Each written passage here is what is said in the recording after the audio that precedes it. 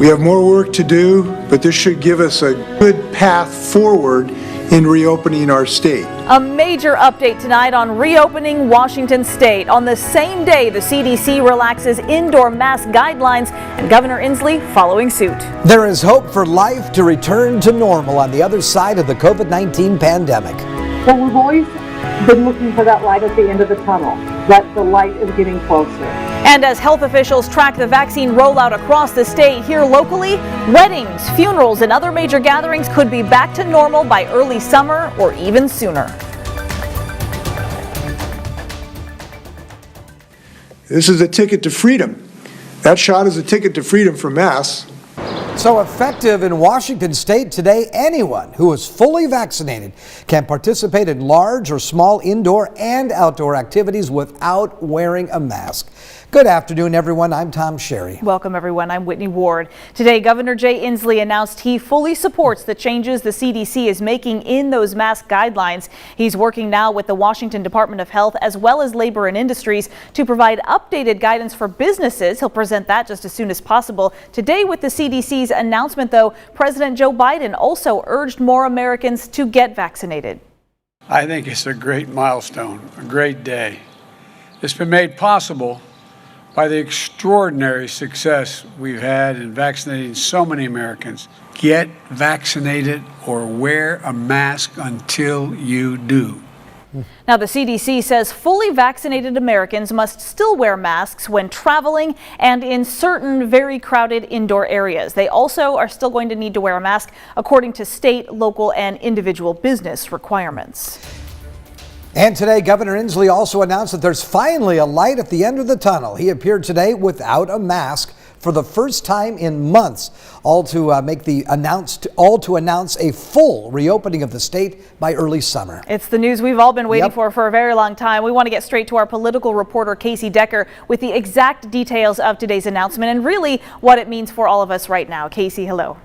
Hey there, Whitney, Tom. Well, for most of this pandemic, one of the hardest things to deal with has just been the uncertainty, never really knowing when all this might end, when we can go back to normal life. Tonight, we finally know when. June 30th. At least that's the target Governor Inslee just announced today. So let's go into exactly what he means by that. He says we are on track for a full reopening on June 30th, and that means what it sounds like. Nearly all restrictions on businesses and crowds lifted, going back to basically life as normal. Inslee says only a handful of restrictions in very specific settings will remain, such as hospitals and public transit. But to be clear here, June 30th is not exactly a hard date. It could be earlier or later, depending on two metrics. One, it could be earlier if we hit a vaccination rate of 70%. Inslee said that means 70% or more people ages 16 and up with at least one dose. Right now, our number is 57%, so still some work to do there. Two, though, it could be later or it could be canceled if any point our statewide ICU occupancy exceeds 90%.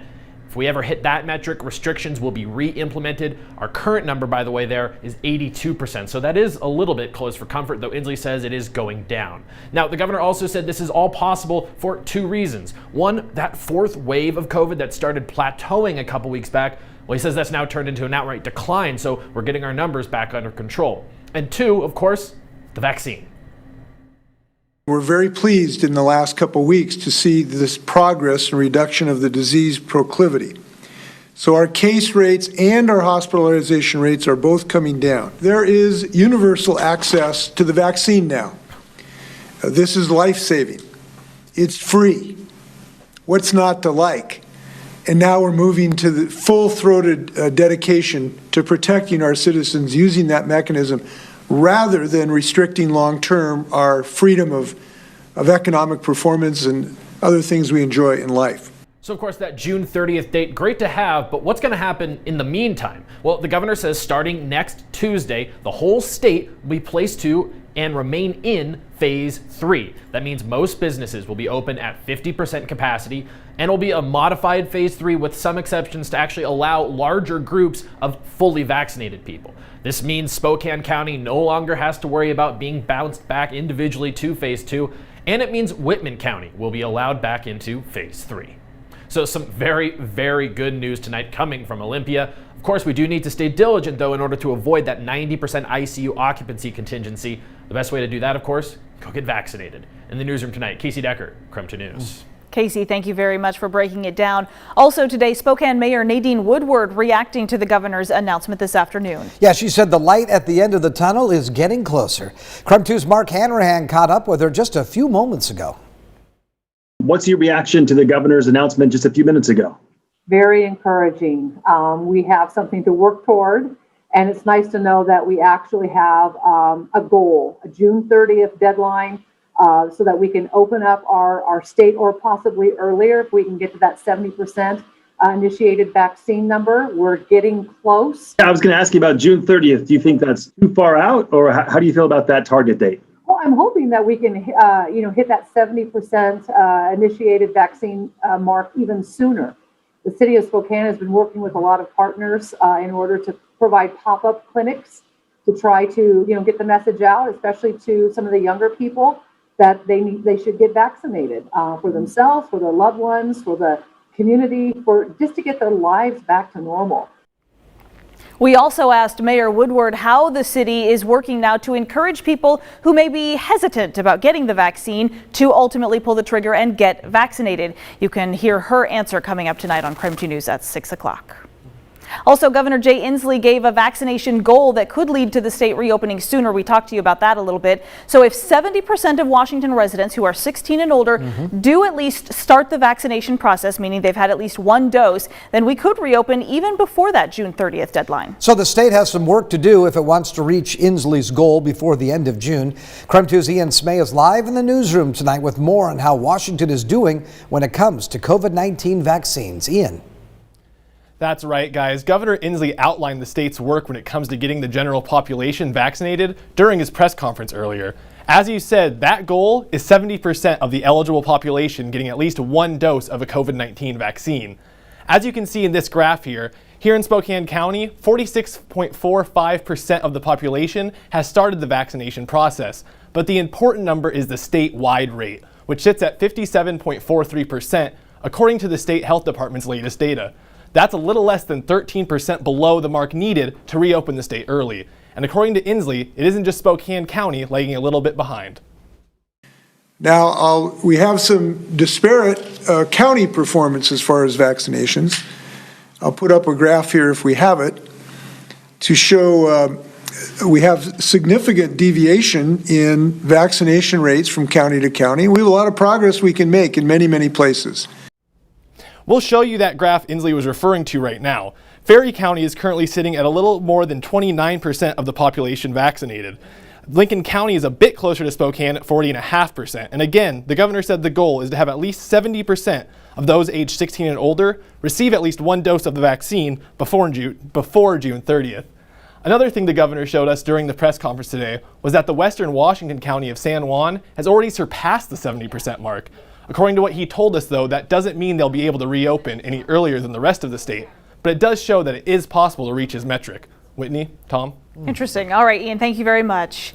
Just last night, Washington's Department of Health also paved the way for kids ages 12 to 15 to be able to receive Pfizer's COVID vaccine. And today, parents and kids took advantage of a clinic offering the Pfizer shot at Gonzaga University. And that's where we find KREM 2's Morgan Trow. She joins us now live. Morgan. Whitney, Tom, today is more than just a regular vaccine clinic. By the end of today, you're going to want to have about 1,000 more people who have gotten at least one or two of the Pfizer vaccines. I spoke to a teenager who told me that everybody should get the shot so that we can move forward. Okay, here's a stick. Kids and teens have lost a year of in-school learning, athletics, and extracurriculars. That's why 17-year-old Cooper Wharton knew he had to sign up to get the vaccine as soon as he could, so he can make sure his transition to college is as seamless as possible. Will help get the community back to normal. It's just one more. Got a lot of vaccines before, since we were born, so. Kids are really resilient, and they're going to jump right back into life as they knew it. And so I I think it's really exciting to think about that happening in the fall in sports. The Providence Vaccine Clinic at Gonzaga is still taking walk-ins for the rest of the day, so they encourage everyone to come, regardless if you have an appointment or not.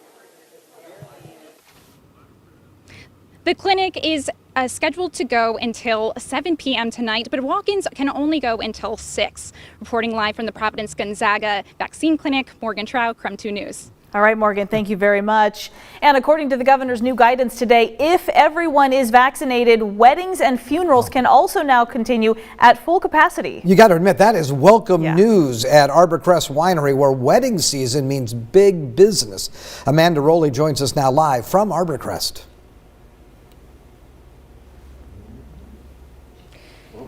Yeah, Tom and Whitney, talk about some great news. We're at Arborcrest, as you mentioned, one of the many local venues for weddings, and talk about perfect timing with summer weddings around the corner. Tonight is Arborcrest's third summer concert series for its Thursday series. I'm joined with Christina, the owner here, and I just wanted to hear, we're talking weddings. We'll be able to have lifted restrictions, allowing folks to have no restrictions on capacity if folks are fully vaccinated. Just hearing this news, what was your reaction? Oh, we're so thrilled. It's just beyond belief how excited we are. It's going to be great because the brides, they don't have to worry about who not to invite. They can have as many people as they need to now, and all of their family members around them, and it's just exciting. So we're so happy. And of course, a beautiful venue you guys have here. I wonder, what do you think this means with having this restriction lifted? What do you think that means as far as benefiting your guests that come here? Oh, they're just going to feel more comfortable knowing we don't have to wear those masks for those that have been vaccinated. It's just, I think everyone's just going to feel very good. Sounds good. And as we mentioned, your concert series is kicking off again here today at 4:30, so just a little bit. So coming up later tonight, we'll talk a little bit about the benefits of these restrictions being lifted for concert series that take place here. Send it back to you guys. All right, lots of good news packed into this day, and that announcement especially for Arborcrest, but it's really for all of us. Absolutely. I'm fully vaccinated. Yeah, You're fully I'm vaccinated. fully vaccinated. What am I going to do with my 600 masks? I was actually thinking about that. My purse is full of them. They're everywhere, right? Well, maybe we'll need them someday, but hopefully not. Hopefully not. That's not what I'm hearing you say. Yes, no. All right, let's talk about the other good news because it was amazing out there today. Yeah, it's all coming up roses now, isn't it? Or tulips or crocuses or what have you. Boy, I tell you, we are in bloom right now. We're still tracking temperatures in the upper 70s tomorrow, and I still have in the computer model forecast temperatures in the 80s through the weekend. Look at the headlines right there. Partly to mostly sunny skies for the remainder of this week. We're at 72 degrees with the wind out of the west-southwest at 10 miles per hour. A gorgeous day out there on Lake Coeur d'Alene. And look at the satellite radar picture, not showing you really any real cloud cover, and any precipitation is over in western Montana. Beautiful evening with a cool overnight low of 48, 79 on your Friday. And then as we head into the weekend, I've got 81 on Saturday and 84 on Sunday. Great maskless weather. I love the way that sounds, Tom. Thanks very much. All right, still ahead here on KREM 2 News tonight, our coverage continues on the recent announcement from the governor today. But what does it mean for restaurants here in the Inland Northwest? The Washington Hospitality Association president is live with us next to answer some of those top questions.